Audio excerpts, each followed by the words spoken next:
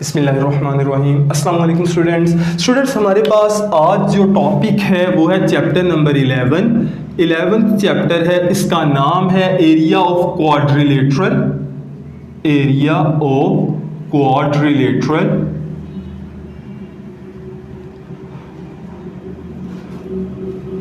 और ये उन तमाम स्टूडेंट्स का है जिनका कोड 113 है, यानी कि मैकेनिकल सिविल वगैरह। आप लोगों ने सबसे पहले तो आपको पता होना चाहिए क्वाड्रिलेटरल किसे कहते हैं स्टूडेंट्स। तो क्वाड्रिलेटरल का मतलब होता है कि प्लेन हो कि चार साइड्स मिलकर बनती हो, यानी कि अगर पूछा जाए कि क्वाड्रिलेटरल किसे कहते हैं तो आप ये कहेंगे, जैसे पीछे लास्ट लेक्चर में लास्ट जो हम लोगों ने चैप्टर पढ़ा था उसमें था हमारे पास ट्रायंगल्स। ट्रायंगल्स क्या थी? प्लेन में बनने वाली ऐसी शक्ल जो कि तीन स्ट्रेट लाइन से मिलकर बनते थे, उनसे घिरी होती थी। तो यहाँ पर क्वाड्रिलेटरल का मतलब होगा ऐसी शक्ल जो कि चार साइड्स के मिलने से बनेगी। अब इसमें इकसाम आ जाएंगे। क्वाड्रिलेटरल में एक होता है रेक्टेंगल। हमारे पास रेक्टेंगल किसे कहते हैं? रेक्टेंगल कहते हैं ऐसी क्वाड्रिलेटरल जिसकी अपोजिट साइड्स तो बराबर हों, यानी कि इनकी लेंथ तो आपस में बराबर हो लेकिन लेंथ और हाइट आपस में बराबर ना हो। ये देखें, लेंथ आपस में दोनों की लेंथ सेम है, दोनों की हाइट भी सेम है, लेकिन लेंथ और हाइट आपस में इक्वल नहीं है स्टूडेंट्स। तो इसके दो चीजें आपने बतानी है। सबसे पहले इसका एरिया क्या होगा और इसका पेरीमीटर क्या होगा। सबसे पहले मैं एरिया की बात करता हूं।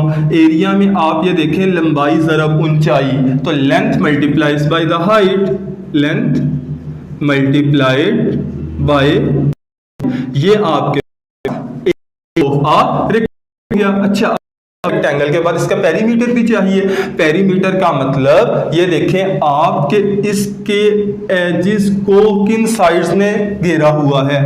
One length plus one height, second length plus second height, यानी कि दो मरतबा लेंथ और दो मरतबा ही हाइट है। तो हम इसको लिखेंगे 2 टाइम्स L प्लस H, दो मरतबा लेंथ और दो मरतबा हाइट, यानी कि ये ऐसे था।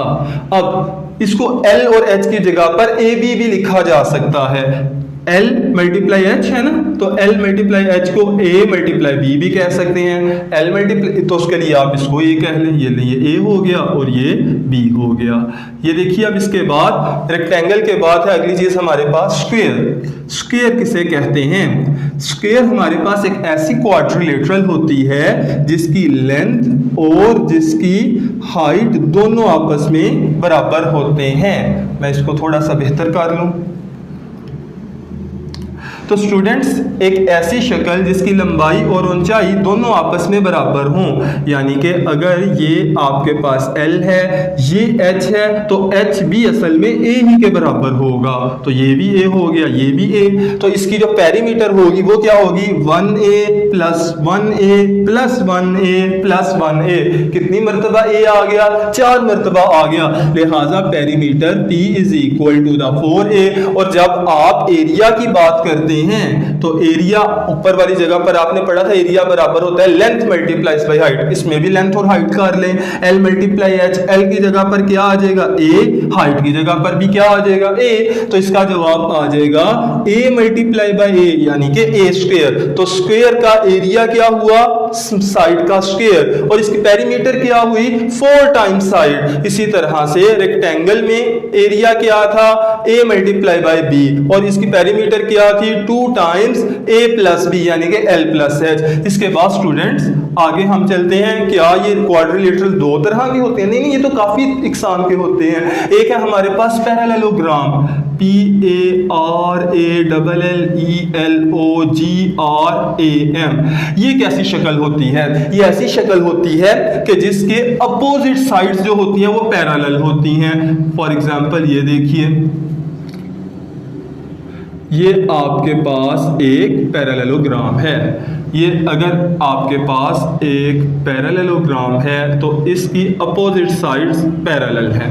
अब स्टूडेंट्स, इसमें आप ये कहेंगे कि अगर ये साइड ए है तो इसकी अपोजिट उसके पैरेलल है। अब ये देखें यहाँ पर ना कि आपने क्या बताना है, आपने इसका एरिया बताना है। तो इसका एरिया दो तरह से बताया जा सकता है। अगर ये साइड जिसको बेस कह रहे हैं ये ए है और इसकी एडजेसेंट साइड बी है, अगर साइड ए है, बेस ए है और एडजेसेंट साइड बी है, इस तरह से कि इन दोनों के दरमियान में जो इंक्लूडेड एंगल है बनता है थीटा, वो पड़ा हुआ है, तो इसका एरिया आ जाएगा आपके पास A multiply B, A B sine theta, A B sine theta. Students आपको कुछ याद आया?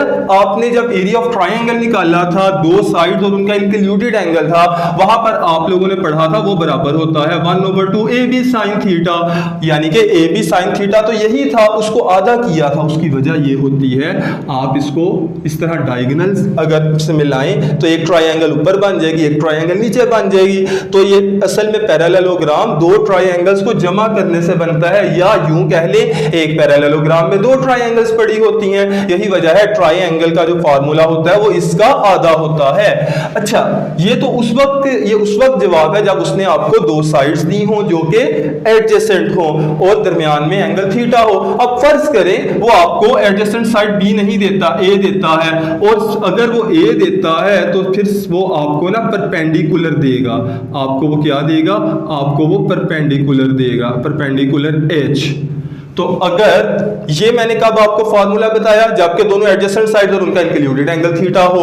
और अब जो दूसरा फार्मूला हम करने लगे हैं वो क्या है? वो उस वक्त का फार्मूला है जबकि उसने आपको लेंथ बेस दी हो और उसका परपेंडिकुलर दिया हो। तो अगर वो लेंथ और हाइट दे दे तो आप इसको सिंपल यूं लिख देंगे, length multiplies by perpendicular, perpendicular या हाइट। तो स्टूडेंट्स ये इसका यानी कि a multiply by H, a multiply by H. तो स्टूडेंट्स ये इसका दूसरा फॉर्मूला हो गया पैरेललोग्राम का। अब पैरेललोग्राम के बाद हम आगे मूव करते हैं। आगे है हमारे पास रंबस। अब रंबस क्या चीज है? रंबस मुअय्यन, ये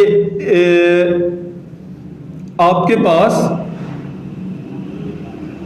ऐसी एक शक्ल होती है जिसकी सारी की सारी साइड्स की लेंथ सेम होती है, सारी की सारी साइड्स आपस में, यानी कि सारी की सारी लेंथ आपस में सेम होती हैं। ये ए है तो ये भी ए है, ये सारी की सारी ए ही हैं।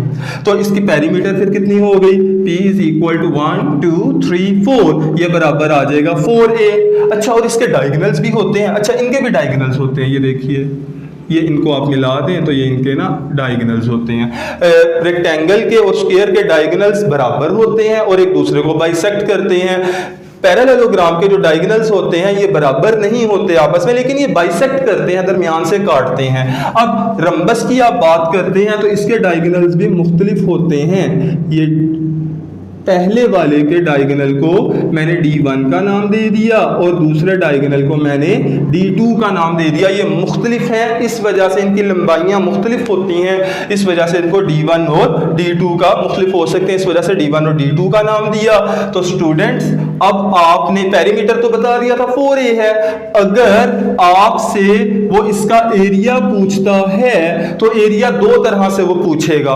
वो आपको कहेगा अगर साइड ये है और यहाँ पर एंगल थीटा बन रहा है तो आप ये बताएं उस वक्त एरिया क्या होगा। स्टूडेंट्स ये देखें, ये साइड क्या है? ए है, दूसरी भी क्या है? ए। यहां पर ए और बी था और एंगल थीटा था, यहां पर ए और ए है और एंगल थीटा है। ऊपर वाले फार्मूले में आपने लिखा ए बी साइन थीटा, तो यहां पर बी की जगह पर भी क्या आ जाएगा? ए आ जाएगा, तो A multiply A sine theta हो जाएगा। तो इसका जवाब आएगा ए मल्टीप्लाई ए, यानी कि ए स्क्वायर साइन थीटा। ये इसके एरिया निकालने का पहला फार्मूला है। और इसका एरिया निकालने का दूसरा जो फार्मूला है वो बराबर है, इन दोनों डायगोनल्स को मल्टीप्लाई करके 2 पे डिवाइड कर दें, D1 multiply D2 divided by 2। अच्छा जी, इन सब के वैसे प्रूफ होते हैं, वो हम अगर आएंगे तो बाद में डिस्कस कर लेंगे। इसके बाद students rectangle, square, parallelogram, rhombus और एक से दो चीजें यहां पर आपको और बता देता हूं, उसके बाद हम क्वेश्चन शुरू करेंगे।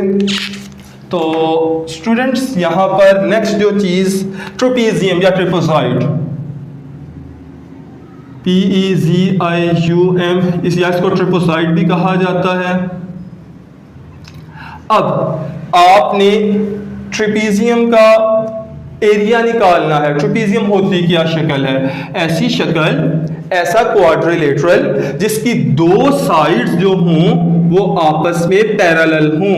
ये देखिए दो साइड्स आपस में पैरेलल हैं, इनकी डायरेक्शन एक जैसी है। अगर ये अपवर्ड है तो ये भी अपवर्ड है। अच्छा, दो साइड्स क्या होती हैं? आपस में पैरेलल होती हैं, और जो बकिया दो साइड्स होती हैं वो पैरेलल नहीं होती। ये देखें, ये अलोंग एक्स एक्सिस है, पैरेलल टू एक्स एक्सिस है, जबकि ये तो इंक्लिनेशन है इसका तो एंगल कुछ और बन रहा है, जीरो नहीं है एक्स एक्सिस के साथ। तो आपको ये पता चला कि ऐसी शक्ल जिसकी दो साइड्स पैरेलल हो और बकिया दो साइड्स पैरेलल ना हो, ऐसी शक्ल को क्या बोला जाता है? है। फर्ज मैं करता हूं जो दो साइड्स पैरेलल है, पहले का नाम ए है, दूसरे का नाम बी है। अब स्टूडेंट्स, ए और बी के दरमियान जो कम से कम रास्ता है ना, उसको हम परपेंडिकुलर कहते हैं, और यहां पर परपेंडिकुलर ये है, यानी कि आप यहां से मिला देना, ये देखिए, तो उसकी और इसकी लेंथ तो सेम बनेगी। तो इसको मैं H का नाम दे देता हूं।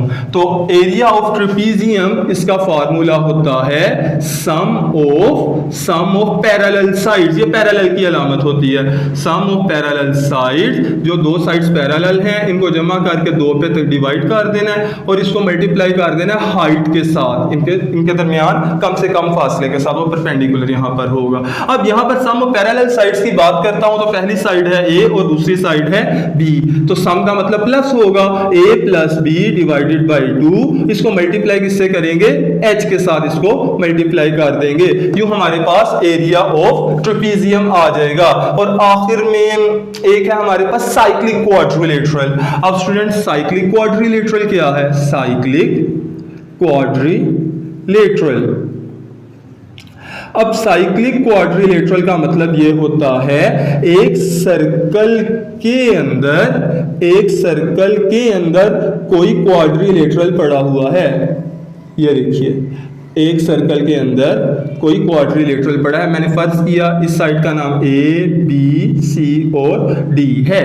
अब आपने इसका भी, अगर उसने आपको चारों साइड्स दे दी हो, तो आपने सबसे पहले क्या करना है? आपने पहले S निकालना है। और जानते हैं ना, इसमें भी S का वही फार्मूला है, वैसे ही फार्मूला बनेगा। S बराबर होगा A plus B plus C plus D, चूंकि इसमें चार साइड हैं, चारों को जमा करके 2 पे डिवाइड कर दें। और इसका फार्मूला क्या होता है? इसका फार्मूला होता है area of cyclic quadrilateral is equal to square root of S minus A, S minus B, S minus C, S minus D। तो स्टूडेंट्स, ये आपके पास क्या हो गया? ये साइक्लिक क्वाड्रिलेटरल का एरिया निकल आया।